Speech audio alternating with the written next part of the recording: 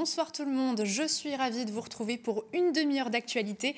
Voici les titres de ce lundi 10 octobre. Des soucis d'approvisionnement dans certaines stations-service en raison de grève et des pompes dévalisées chez d'autres. Un cercle vicieux pour les automobilistes messins qui tentent désespérément de trouver quelques gouttes pour continuer à se déplacer et travailler. Pas de panne sèche pour cet été, le bilan touristique 2022 de l'Eurométropole de Metz affiche de belles statistiques. En conférence de presse ce matin, les élus sont revenus sur les temps forts et ont souligné la venue de nombreux touristes, même en dehors de l'Europe. Plus de détails dans quelques instants. Et puis la saison culturelle à Florange a démarré avec un concert de Christophe Mahé qui était de passage donc samedi soir à la Passerelle. Déjà venu en 2007, le chanteur a renoué avec le public mosellan. La météo maintenant, le ciel de mardi matin sera voilé avec des températures comprises entre 9 et 11 degrés. L'après-midi, le temps s'améliore avec quelques éclaircies. Au plus haut, nous aurons 17 degrés. Et qui dit lundi, dit sport, et à nos côtés, on accueillera dans quelques instants Arnaud Demerlet qui nous détaillera les derniers résultats sportifs du territoire. Mais avant d'enfiler notre tenue de sport, place à l'actualité.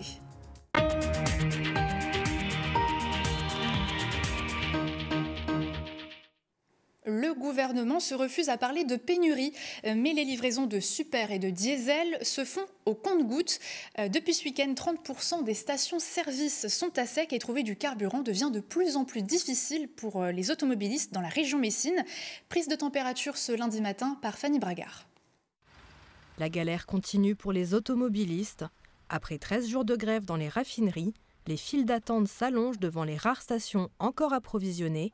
On voit que les stations sont bondées, donc déjà il faut faire la queue, donc on n'a pas forcément le temps. Et puis, oui, là je panique un petit peu. Je me suis dit je vais devoir télétravailler, mais après faire des visites et des états des lieux en télétravail, c'est un peu compliqué. Craignant la panne sèche, les Mosellans s'arment de patience pour remplir leur réservoir. Voilà, j'ai le plein à fond, comme ça, parfait. Je suis tranquille pour 2 semaines. Avec seulement 1000 litres de diesel en cuve, dans cette station, seuls les premiers clients seront servis. Il n'y a plus rien, les pompes sont vides. Dès que les gens voient le camion de livraison, ça y est, c'est parti. Ils savent qu'il y a 1 heure d'attente, le temps qu'ils déchargent tout, mais c'est pas grave, ils attendent quand même.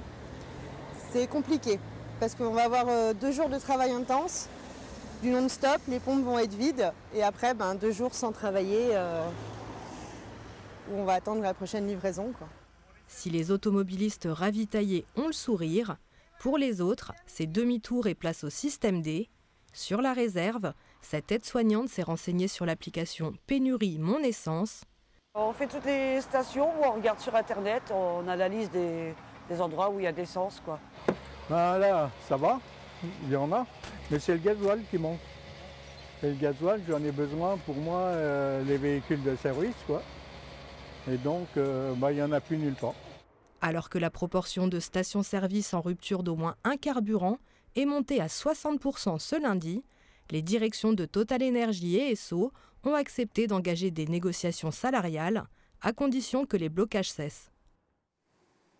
L'été est derrière nous, mais l'heure est tout de même au bilan pour l'Eurométropole de Metz. Après 2 années marquées par le Covid, le tourisme semble être enfin relancé. À Metz, le bilan est plus que positif. La ville a attiré de très nombreux touristes, qu'ils soient français ou étrangers. Reportage.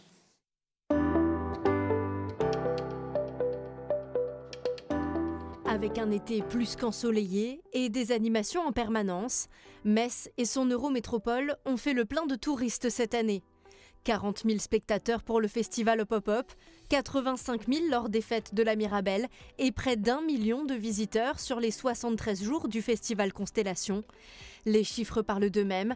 Metz est en train de réussir son pari, devenir une véritable destination touristique en France, voire même plus loin. C'est devenu une ville touristique en Europe parce que, on vient des Pays-Bas, de Belgique, d'Allemagne, de plus en plus nombreux pour un tourisme de week-end ou pour un tourisme d'étape. C'est une immense progression et surtout d'être identifié en Europe et parfois même dans le monde. C'est-à-dire que les gens arrivent à Paris, les touristes viennent d'autres continents, arrivent à Paris et quand ils regardent ce qu'ils peuvent voir de beau en dehors de Paris dans un périmètre assez proche, désormais Metz est identifié comme une destination touristique. Une année exceptionnelle qui s'est aussi traduite par une économie florissante. On a des chiffres qui sont à la fois convaincants. Quand on a un taux d'occupation de presque 90% au niveau de l'hôtellerie sur le mois d'août, ça évoque tout simplement l'intérêt même de pouvoir continuer sur la communication qu'on a pu mettre en place. Je pense qu'on aura encore de très belles surprises dès lors que les groupes vont revenir, notamment d'Asie et autres, où on va certainement avoir, d'une manière exponentielle, des tourismes en grande masse de nouveau sur la ville de Metz, mais également sur la métropole. Et cette attractivité de la ville pourrait bien aller au-delà du tourisme. Si on veut faire venir des entreprises, il faut qu'on ait envie de venir habiter à Metz et en Moselle. Et on a plus envie d'habiter une région touristique qu'une région qui serait marquée que par un passé industriel ou militaire. Donc ce changement, l'activité touristique a un intérêt pour elle-même en termes d'emploi et de valeur ajoutée, mais aussi par tout ce qu'elle comporte de changement d'image et d'attractivité sur tous les autres secteurs de l'économie, assurant notre prospérité. Les objectifs sont clairs, continuer à façonner l'image de Metz pour qu'elle conserve et confirme son rang de destination touristique. Autre destination, la fonction publique. Alors non pas pour des vacances, mais bien pour y faire un apprentissage. Sur plus de 733 000 apprentis en France en 2021, nombreux sont celles et ceux qui ont décidé d'être formés au cœur des administrations publiques. Reportage de Lucie Philippot. Depuis la rentrée scolaire en septembre, Jeanne, 27 ans, actuellement en master de communication internationale, a intégré la cellule communication du cabinet de la préfète, déléguée pour la défense et la sécurité de la zone Est, en tant qu'apprentie ici à Metz. C'est mon premier apprentissage alors que je suis en bac+5, donc ça permet enfin de comprendre tout ce que j'ai étudié, enfin de mettre à profit tout ce que j'ai étudié pendant toutes ces années. Donc ça c'est particulièrement enrichissant. Et puis de se dire que pour après, ça nous permet d'avoir déjà 1 an d'expérience et de vraies les stages aussi, c'est des vraies expériences, mais là, on participe vraiment à la vie de l'entreprise, qui n'est pas toujours le cas dans des stages courts. Ils sont 68 apprentis à avoir été recrutés en 2022 au sein de la fonction publique en zone Est. 60% d'entre eux ont moins de 19 ans, comme Grégory, 17 ans, qui a rejoint le service de maintenance motocycle de la police l'année dernière. On m'a dit, et je confirme, que les formateurs consacrent plus de temps à l'apprentissage, du coup à vraiment former les apprentis que dans les autres concessions, peu importe lesquelles. 71% de ces apprentis sont des hommes, du CAP en passant par le bac pro jusqu'au master 2. Tous les profils sont les bienvenus pour renforcer les effectifs, notamment dans les métiers de main-d'œuvre. Alors on a des difficultés, en particulier sur les départements frontaliers. La concurrence est forte, comme vous le savez, notamment avec le Luxembourg, ici à Metz, pour recruter des tôliers, des carrossiers, des mécaniciens. Et certains de nos jeunes que nous avons formés ici choisissent par engagement aussi, par volonté de servir l'État et d'être une force de soutien, un petit maillon dans la chaîne de la sécurité, de rester ici.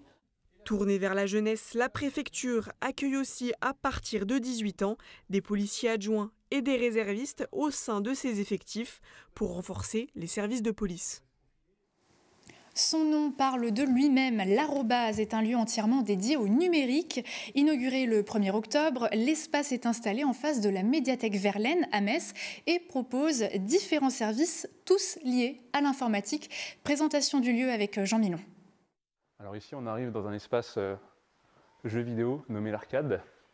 Vous avez ici une sélection de jeux coopératifs ou compétitifs pour permettre aux gens de découvrir des jeux et de travailler ensemble. Bienvenue dans la caverne d'Ali Baba des passionnés de jeux vidéo.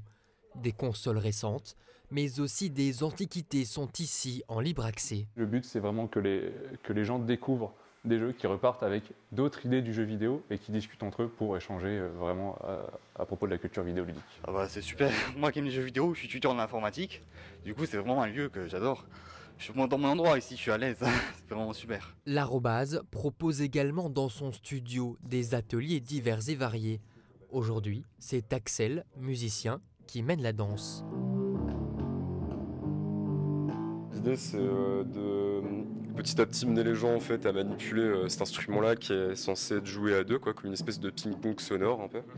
Et puis petit à petit, une fois qu'ils auront un peu le truc en main, de venir doubler des films en fait, de science-fiction, des petits extraits, quoi, donc de refaire de la musique de film. Dans la pièce d'à côté, l'ambiance est sensiblement différente.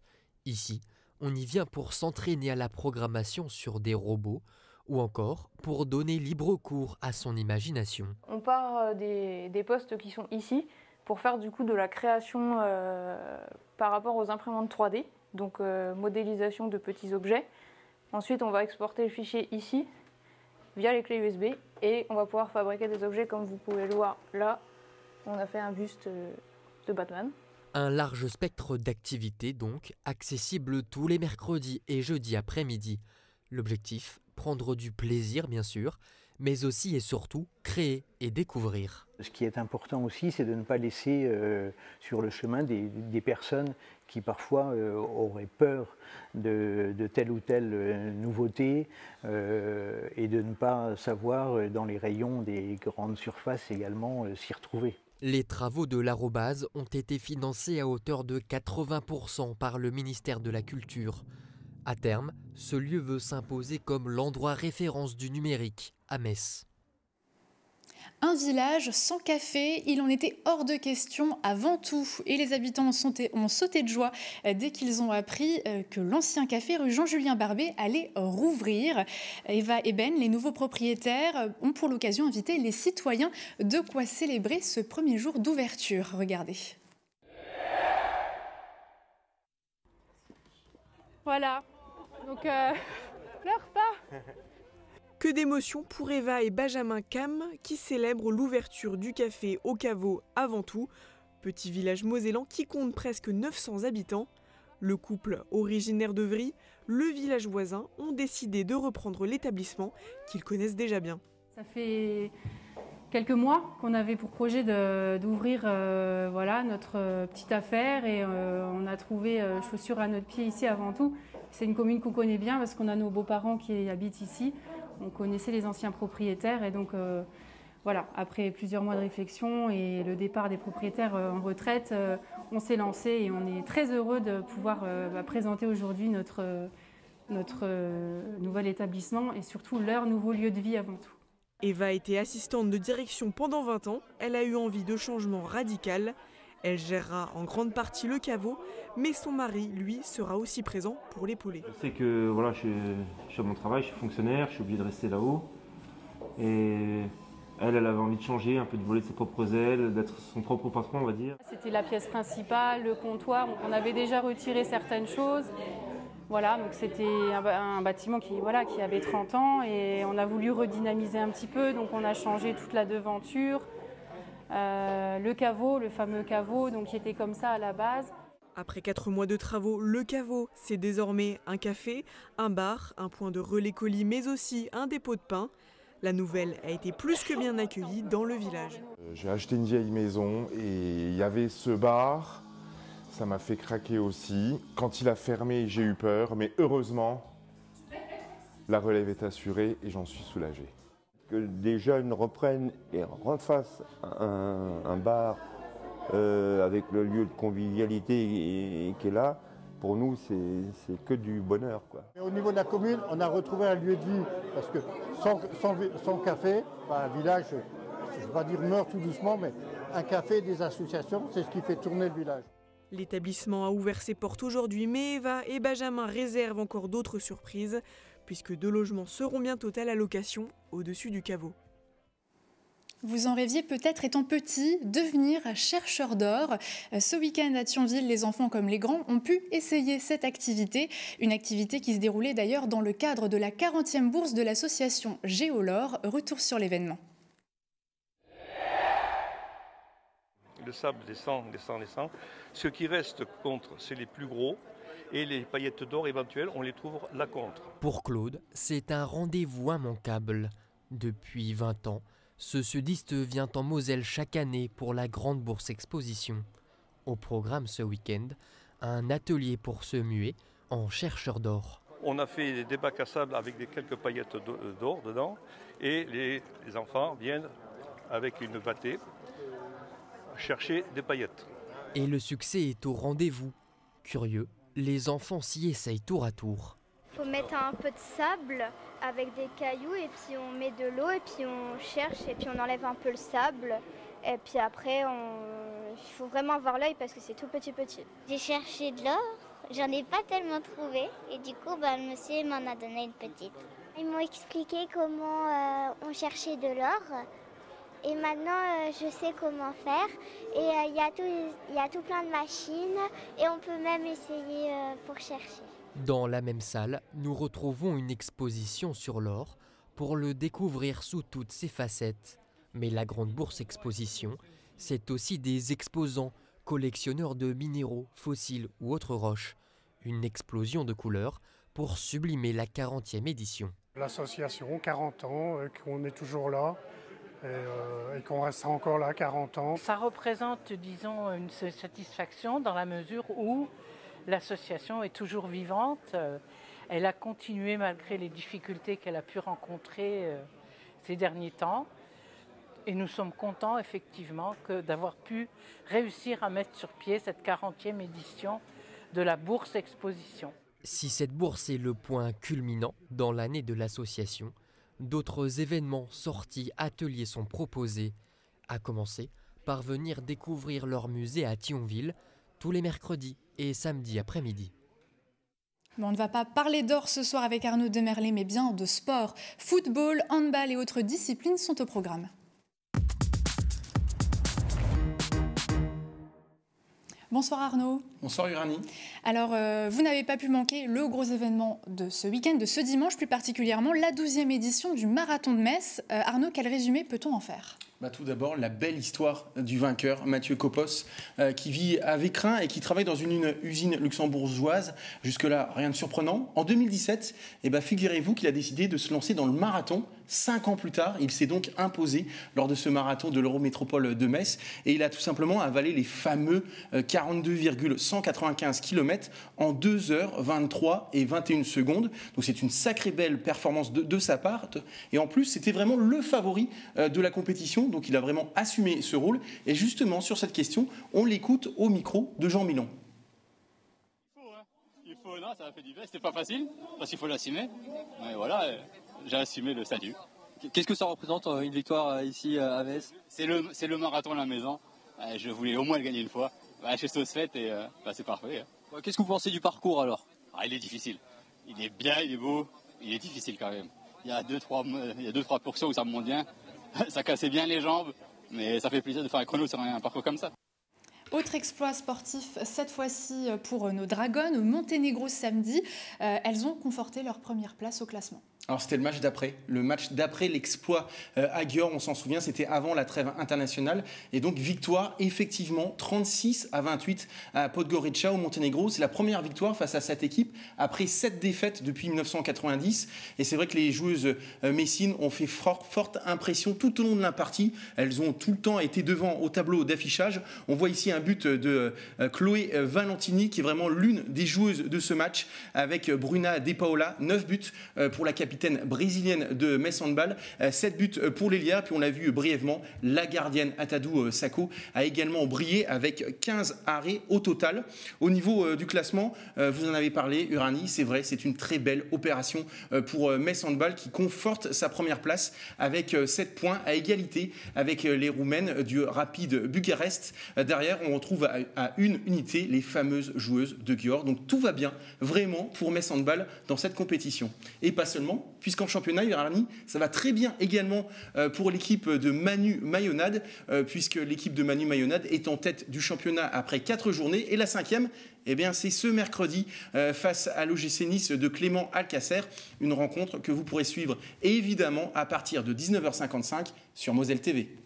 Merci pour l'annonce Arnaud. Handball toujours pour la 2e division masculine cette fois-ci. Sarrebourg enchaîne sa 3e victoire consécutive. Oui, là aussi ça va bien pour Sarrebourg Moselle Sud Handball qui avait commencé la saison un petit peu de façon compliquée, on s'en rappelle, 2 défaites et puis la machine s'est mise en route progressivement. 2 victoires face à Villeurbanne et Valence. Et puis ce week-end, victoire 33-30 du côté de Massy. Et là c'est une vraie victoire impressionnante. Il se passe quelque chose vraiment du côté de Sarrebourg. On se souvient d'habitude cette équipe joue le maintien. cette saison, on peut croire peut-être à autre chose, et on va le voir notamment au niveau du classement, puisque Sarrebourg est 8e, donc bien calé dans le ventre mou, après cette belle victoire, grâce notamment aux 12 buts de Louis Depréau. Et donc je le disais, en milieu de tableau, on peut voir que Nancy est derrière, donc c'est toujours bien d'être devant le voisin nancéen, d'autant plus, ma chère Uranie, que le prochain match de Sarrebourg, c'est contre Nancy. C'est le 22 octobre à 20h30, un match encore à suivre sur Moselle TV. Mais en tout cas, le club de Christian Reinhardt fait également forte impression depuis prochain. Alors, en revanche, la magie a de nouveau opéré en Coupe de France. Quel est l'état des lieux qu'on peut faire sur les terrains ?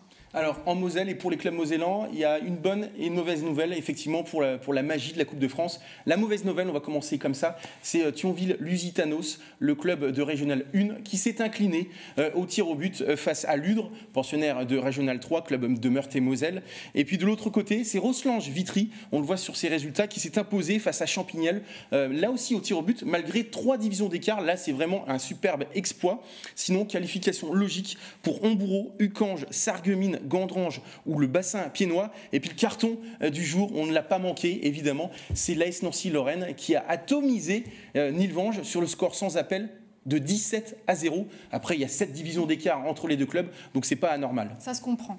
À Sarreguemines, Neunkirch a été aussi éliminé par Sarre-Union. Oui, pas d'exploit pour le petit poussé de Neunkirch qui s'est donc incliné avec les honneurs, vraiment, 2-0 face à Sarre-Union. Là aussi, il y a 3 divisions d'écart, puisque Neunkirch est en Régional 3, alors que Sarre-Union est en National 3. Mais c'est pas une surprise, parce qu'on sait vraiment que l'équipe de Sébastien Meyer est une habituée vraiment des beaux parcours en Coupe de France. En tout cas, on peut vraiment saluer là aussi la belle performance de Neunkirch qui a donc été jusqu'au 5e tour.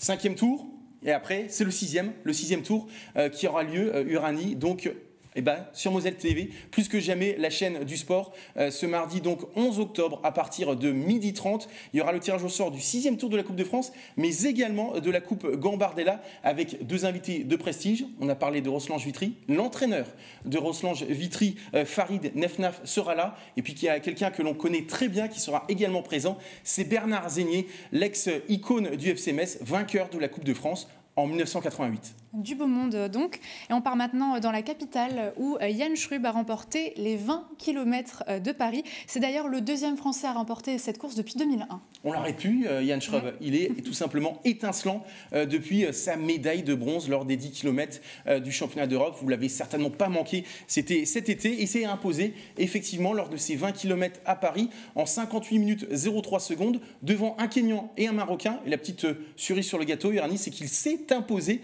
au pied de la Tour Eiffel, ça le fait. C'est clair. Merci beaucoup Arnaud pour toutes ces explications. On termine donc sur cette dernière performance. Nous, on continue sur notre lancée avec de la musique maintenant. La Moselle voit passer beaucoup d'artistes et parfois certains d'entre eux reviennent. C'est le cas du chanteur Christophe Maé, présent sur le territoire en 2007, et revenu ce week-end à Florange pour sa tournée 15 ans plus tard. Au cœur de la salle de spectacle La Passerelle, la foule était évidemment au rendez-vous pour reprendre avec lui ses chansons cultes. Ils sont venus en nombre ce samedi soir pour écouter le chanteur Christophe Maé, Place Mendes France, à Florange. Je l'ai vu en concert, donc j'en profite parce que là, c'est l'occasion de le revoir une autre fois cette année. Tout le monde écoutait, mais moi quand j'étais petite, je pouvais pas m'endormir sans écouter le CD, vraiment, voilà. Mais j'écoute depuis des années, mais du coup ça me fait plaisir qu'il soit là. Il est où? Bonheur. Pari tenu pour l'organisation qui attendait jusqu'à 8000 personnes. Le chanteur originaire du Sud a interprété ces chansons qui l'ont fait connaître.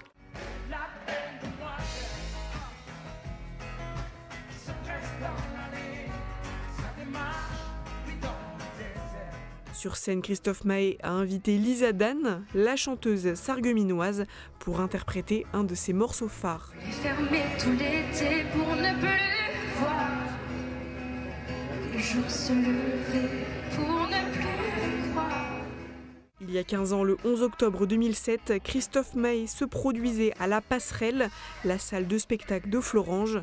15 ans après, il revient pour le lancement du festival La Passerelle hors les murs, un événement qui réserve de nombreuses surprises. À partir du 19 janvier jusqu'au 29 janvier, un grand spectacle d'humoristes où nous accueillerons 5 à 6 humoristes pendant la dizaine de jours, avec un parrain star un petit peu du monde des humoristes, c'est Kev Adams, qui nous fera l'honneur d'être notre parrain. Nous aurons ensuite effectivement une date vers avril, vers tout début avril. Ça sera une date de spectacle de plein air. Et enfin, nous finirons fin août par un festival de musique actuelle avec 3 dates qui se dérouleront fin août 2023. La salle La Passerelle est encore en travaux et pourra accueillir jusqu'à 1500 personnes. Son ouverture est prévue fin 2023. Et on termine cette édition avec l'image du jour. Sarah Aoutar est notre nouvelle Miss Lorraine. Originaire de Thionville et âgée de 25 ans, elle remporte le titre après 3 heures de show à Toul ce week-end. Elle succède à Marine Sauvage. Sarah est passionnée de mode et de fitness. Professionnellement, elle s'est établie au Luxembourg en tant que chargée de conformité dans le monde de la finance. Elle sera également présente, bien sûr, lors du concours de Miss France, prévu le 17 décembre prochain. Merci beaucoup de nous avoir suivis. Dès 18h30, Moselle TV change de couleur pour le Grenat et fait place à Graouli Mag. Très bonne soirée et à demain.